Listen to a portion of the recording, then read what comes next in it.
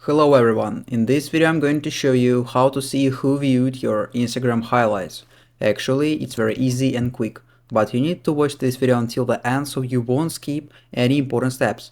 So first of all, you need to open your Instagram application, and then at the bottom right you need to click on your profile image button.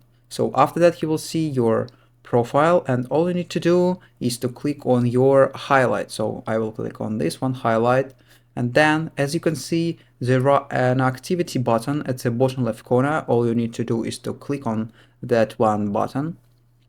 After that you will see all viewers who actually viewed your Instagram highlights.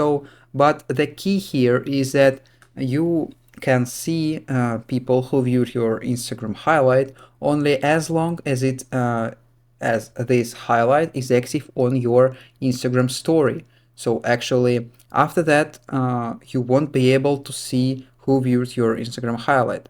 So, and that's all, and that's how to see who viewed your Instagram highlights. If you found this video useful, leave a like and subscribe to the channel. Thank you.